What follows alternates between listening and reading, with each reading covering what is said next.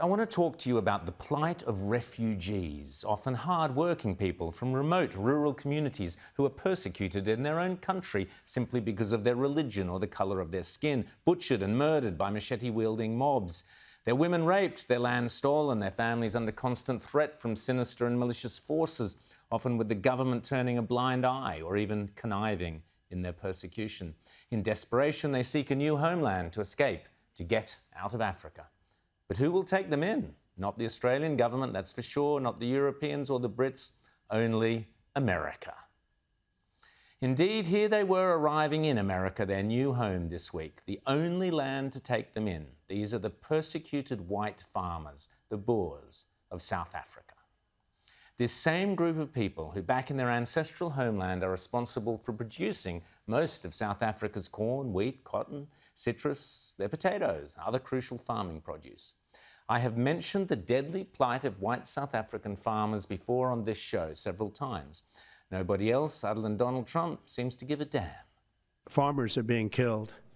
They happen to be white, but whether they're white or black makes no difference to me, but white farmers are being brutally killed, and their land is being confiscated in South Africa. And the newspapers and the media, television media, doesn't even talk about it. If it were the other way around, they'd talk about it. That would be the only story they'd talk about. And I don't care who they are. I don't care about their race, their color. I don't care about their height, their weight. I don't care about anything. I just know that what's happening is terrible. I have people that live in South Africa. They say it's a terrible situation taking place. So we've essentially extended citizenship to those people to escape from that violence. Last year, I and others urged the Albanese government to take in these people, but of course we were ignored. Because if you are of the left, then, as we saw in The Voice, and I fear we will see again in the future, it's okay to be racist so long as you are being racist against white people.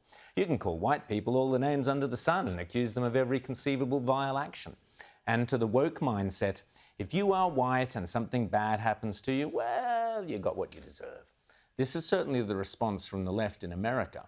Only a handful of white South Africans are being let in, but the left has flown into an apoplectic rage of hatred and racism, from the downright deranged race baiters to the media and even the Episcopal, or should that be despicable, church. Good morning. This is for the South Africans who are going to be entering the United States. This is just a public service announcement.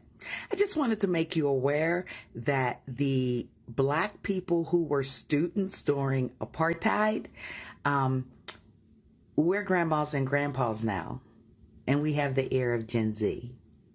One more thing, I also want to let you know that our president, he has Secret Service, and you will not.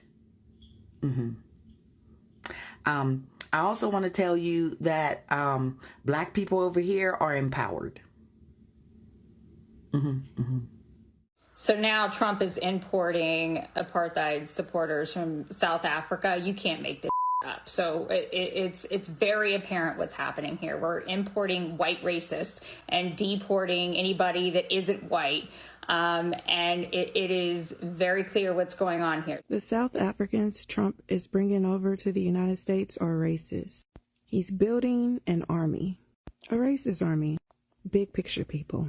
We are at war. We can't be ourselves in the Episcopal Church and take the step of resettling white Afrikaners from South Africa. Our church has a long commitment to racial justice and reconciliation, and we have historic ties with the Anglican Church of South Africa. Desmond Tutu is a part of, been a partner in this work for us. Yes, it's so deeply and morally wrong-headed and repulsive. These are the descendants of the people who created the most diabolical system of white supremacy in human history, apartheid. For these folks who have never had anything happen to them. I mean, Trump amazingly called it a genocide, one of the worst lies I've ever heard him say. There's just been a small handful of farmers that have been killed over the past 10 years. All of that is absolutely obscene. Firstly, for what it's worth, each of these crosses, according to the Boers, represents a murdered white South African farmer.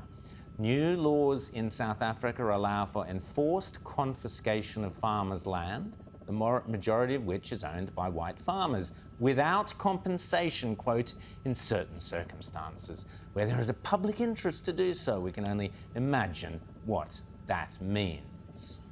South African government says Afrikaners, who are descendants of Dutch settlers, benefit the most economically. While they make up only 7% of the population, they also occupy most of the farmland. The new law in question gives the South African government permission to take land without compensation in certain cases. As I said before, most of South Africa's produce comes from these farms. We saw in Zimbabwe what happens when such farms were forcibly taken over by the government. Mayhem, poverty, famine, death, despair, and mass starvation. Don't take my word for it. What's at stake for South Africa's white farmers? Just listen to the politicians themselves. Must never be scared to kill. A revolution demands that at some point there must be killing, because the killing is part of a revolutionary act. I don't know what's going to happen in the future. I'm saying to you, we have not called for the killing of white people, at least for now. I can't guarantee the future. For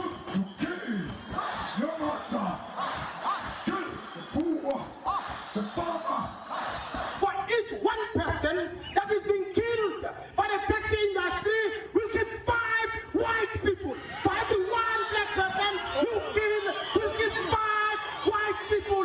You kill 1 of us, we'll kill 5 of you. We'll kill the children, we'll kill the women, we'll kill anything that we find on our... This is what these people are fleeing. And Australia, to our shame, did not offer to help those white South African farmers. Yet again, it's down to Donald Trump.